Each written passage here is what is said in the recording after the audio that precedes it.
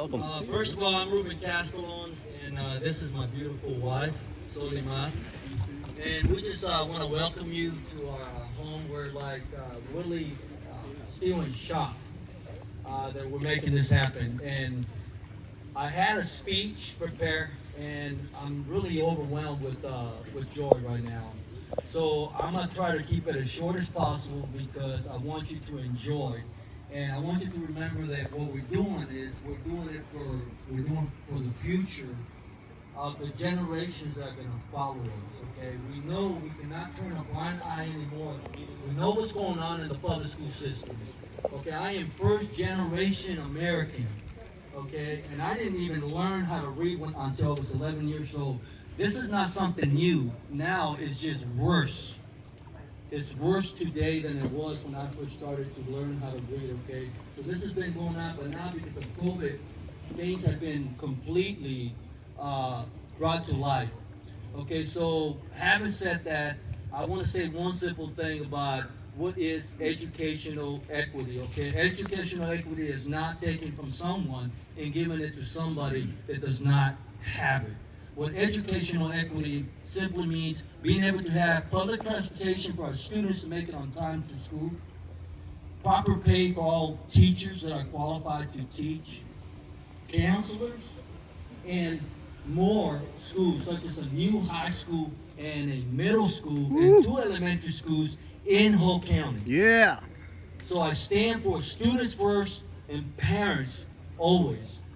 That's what I stand for, and I'll give the time to my wife. Hey. Thank you all for coming.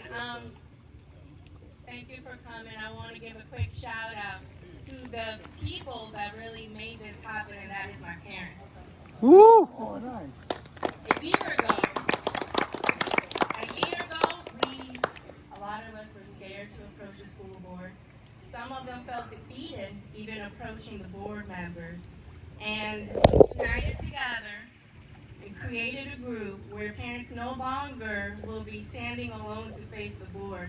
Now they have a community that will stand with them. Yep. And that created chain of events where now Ruben is running, and some of those very parents decided to take it a step further and join the GOP and help create everything that you see going on, all the action that you see going on in our community. Those are the parents, because they realize that the time has come for us to invest in our community and invest in our children, because that is the future of Hope, and Hope is worth it. Thank you for coming. So I want to introduce a special friend of mine. His name is Jonathan, and to make it simple, we can just simply call him, his last name is Who's Got the Key. And he is originally from Venezuela. He wants to tell you what happened in Venezuela that is about to happen here in our county and in America. Thank you, brother. Thank you so much. Well, my name is Jonathan Uzcategui, and if you have a problem pronouncing the last name, sound like Uzcategui.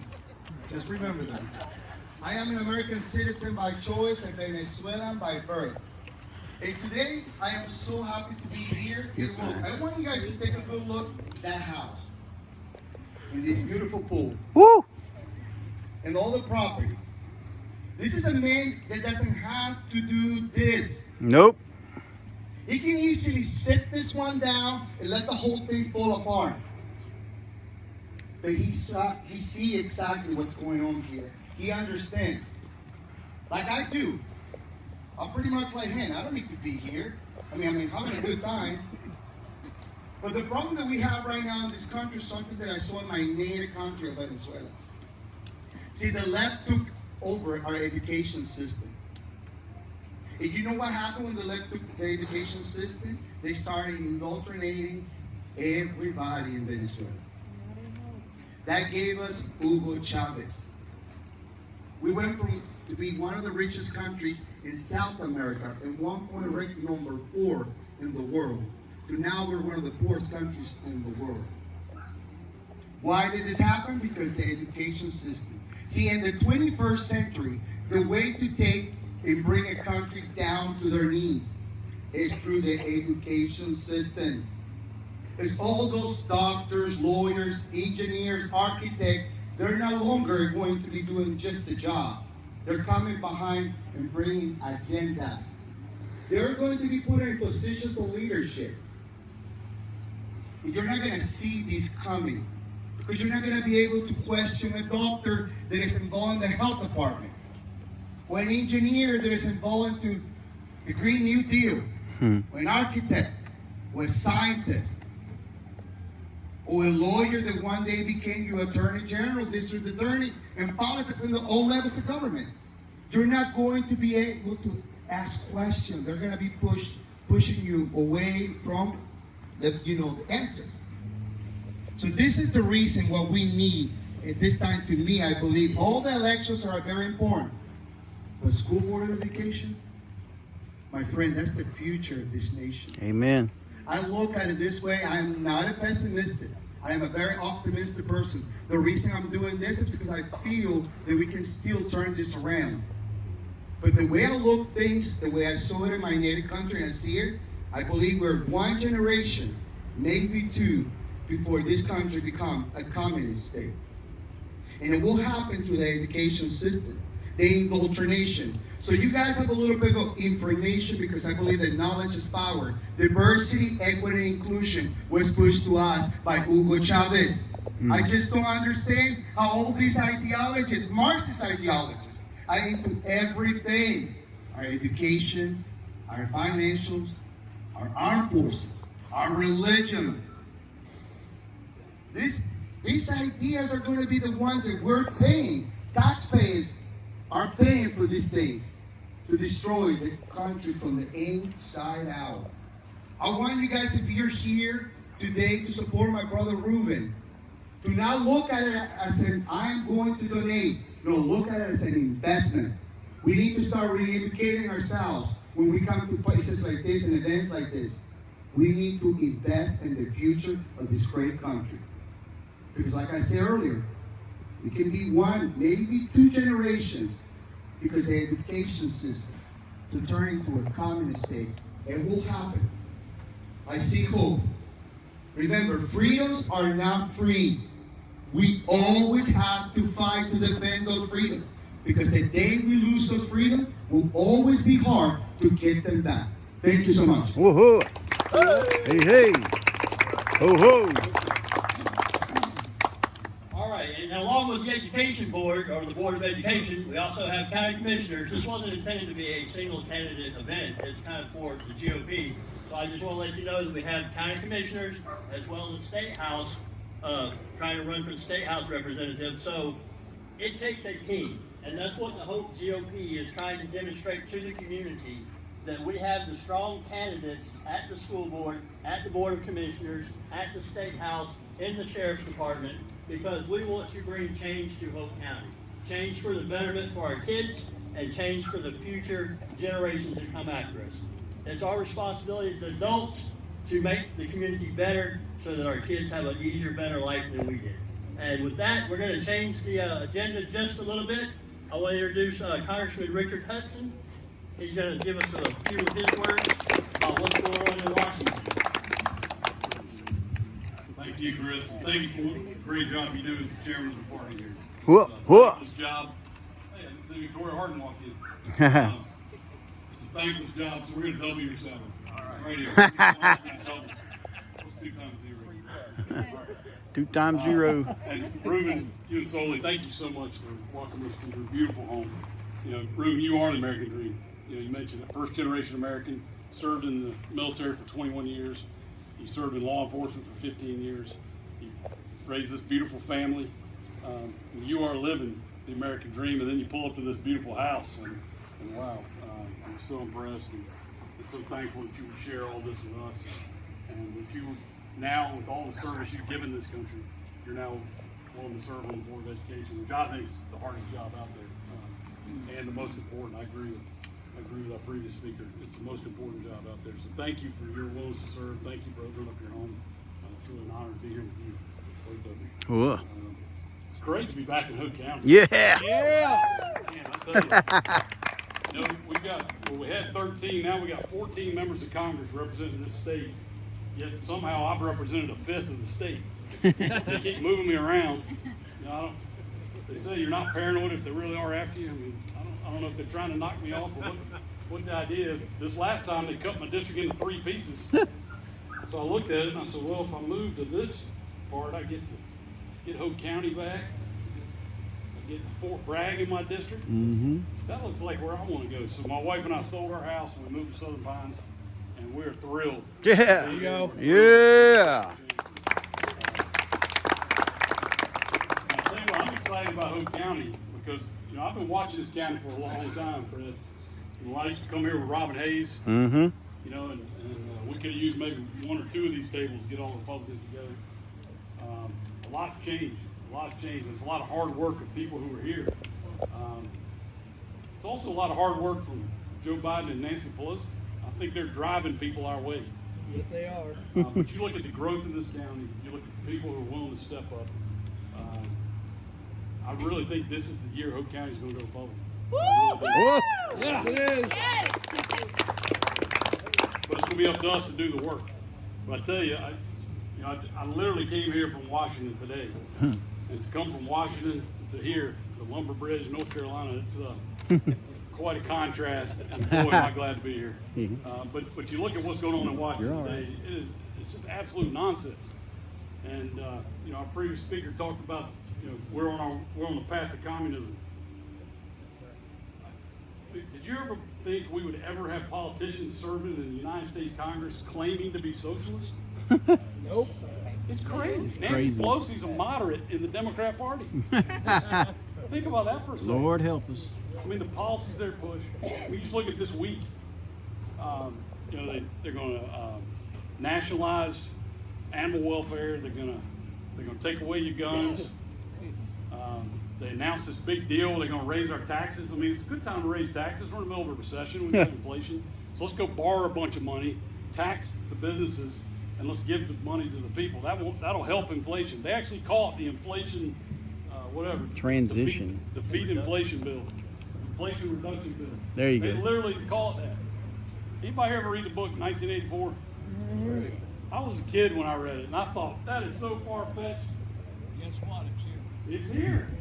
Up is down, war is peace. But we're not in a recession because we changed the definition. Are you kidding me? Transition. No. It's well, when you got the media in your pocket, you don't need legislation. And I really think what's happening now is they've literally gone off the deep end of the left because they realize they've lost the House, and they think we just got to energize our base and stop the bleeding so we don't lose 50 seats in the House. And I really believe that's where we are. That's why you're seeing gun control. That's why you're seeing the gay marriage vote we had a couple weeks ago. They're just trying to energize their base as far left as they can go. But I really think this is such an opportunity for us. I think if we all did nothing, Republicans would win across the board in a lot of races if we did nothing. But we're not going to do nothing. Nope. We Not have here. a once in 100-year opportunity where we've had the census and redistricting, and we've got a president, first midterm. We've got a chance to lock in these gains. But the other thing that I think is remarkable, I think in all the elections I've seen in my lifetime, we've never had such a contrast. There's never been such a contrast between the two parties. And you've got one party who literally are saying they're socialists and they're proud of it. But look at the results too. I mean, I think it's going to be simple for us this election to say, you have a choice. Think about your life in January of 2020. We had $2 gasoline. We had plenty of jobs, almost zero unemployment. We were safe in the world. We didn't have crime running rampant in our streets. We didn't have inflation. In fact, we had the lowest taxes we've seen in our generation.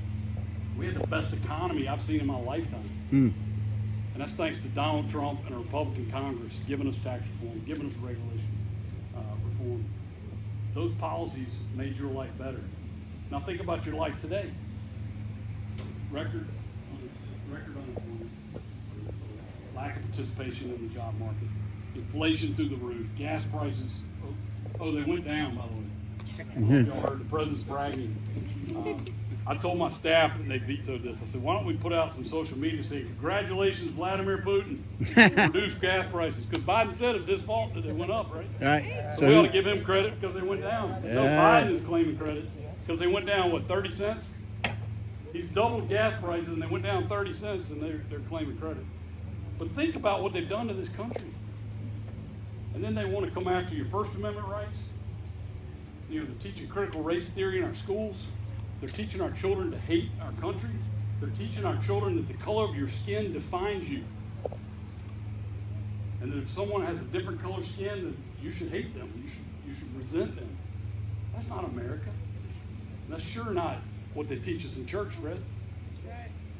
Shame on them for dividing our country. But if you go down and speak at the school board about it, what have they done? They're sicking the FBI on you. They're calling you a domestic terrorist.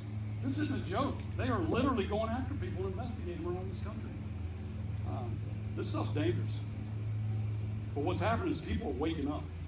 You look at the election in Virginia, where we elected a Republican governor, where Joe Biden had won the state by something like 9 points, and then we lost it. And then we won by something like 7 points, and 15, 16 point swing. The same day, a lot of people weren't paying attention. The city of Seattle elected a city attorney that was a Republican running on a law and order platform. The city of Seattle. And this person ran as a Republican. They weren't hiding it. That to me is more remarkable than what happened in Virginia. But people are waking up. But what we've got to do as Republicans is we've got to go out there and we've got to talk to people that we haven't done a very good job of talking to people. We've got to go to every neighborhood in this county and every county across this country and say to people, we're Republicans and here's what we believe in. Here are our policies and here's how they're going to make your lives better. And we want to invite you to join us. Because a lot of people are ready to vote Republican for the first time in their life right now because they're so mad at the Democrats. But that's not good enough. I want them to vote Republican because they understand that they share our values and that our policies will make their lives better. And then sure enough, they're Republicans too. And so that's the work we've got to do. And I know, because I know you're working so hard here, that we're going to do that. And I'm going to be right here with you, arm in arm.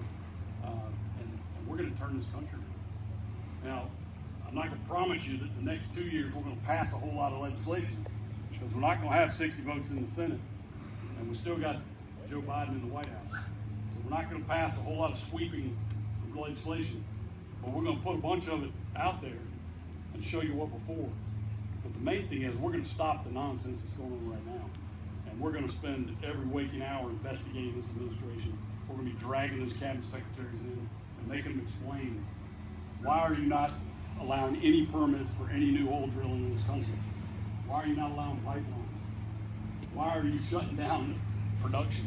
We're going to drag them in and say, why are you, the FBI, investigating parents who go to school board and speak? We're going to bring them in and hold them accountable for everything they're doing.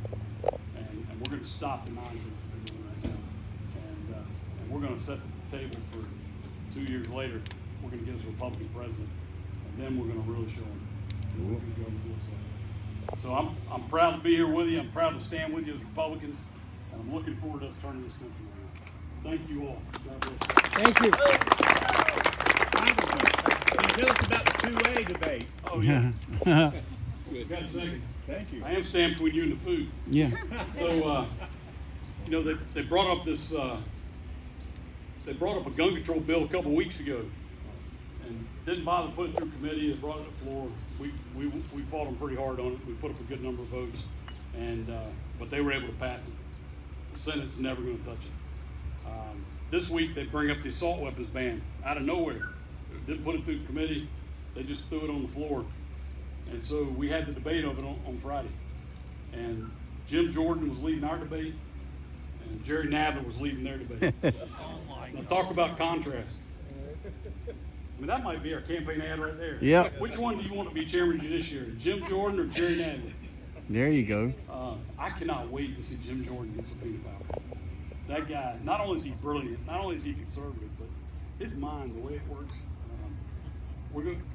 I'd be shaking in my boots if I was a Democrat cabinet secretary. So Jim Jordan's leading the debate, Jerry Nadler. Their first speaker is Nancy Pelosi. Our first speaker is Richard Hudson. Might have heard of him. So the speaker gets up there. She's got this poster of a toy gun. It's not a toy gun, I guess. It's a 22 long rifle, but it's called a JR-15. I've never heard of one. And she starts talking about how horrible it is. We're selling JR-15s. I leaned over to Jim. I was at the one table. I said, hey, can I ask the speaker to yield for a question? He said, sure. I said, I'm going to ask your speaker, where do you get those JR-15s? I got a 6-year-old that would love one. And he said, please don't do that. But I had the speech planned out. I kind of shoveled it. So when I got to speak, my opening paragraph was, here they go again. They're using fear and the pain of victims to ram through gun control legislation. And I said, you need no other example of them using your fear than the Speaker of the House just stood in the well here with a photo of a gun and tried to scare you about it. Mm-hmm. And the Speaker starts heckling me. She's over in their leadership table. Because I said it was a picture of a toy. She said, it's not a toy. It's not a toy. I can hear her yelling. And I'm thinking, okay, I'm not going to look over there. I'm not going to let her distract me. You know, I was afraid I'd freak out. So I just kept going. But I said, you know what? I have a 6-year-old son at home, and he has a toy gun. And with that toy gun, I taught him muzzle discipline. You don't point it at anyone. I taught him that you don't put your finger on the trigger. I taught him that you never point a gun at a person. And my son is safer because I use that toy to demonstrate gun safety. Mm-hmm. And the whole time, Pelosi's heckling me. She's just losing her mind. But I think we clearly won that debate. They have more votes. Did she rip up your script? She would have if I'd let her get rid of it. But anyway, that's just an example of how by you letting me be your congressman, I get to go be your voice and participate in those debates.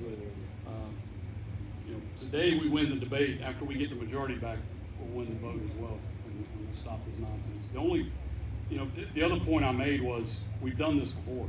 We had an assault weapons ban for 10 years, and during that assault weapons ban, and I read a quote from the Department of Justice that said there was no difference in crime or gun violence during the time that we had the ban and not had the ban. In fact, I pointed out Columbine happened during the assault weapons ban. Mm-hmm.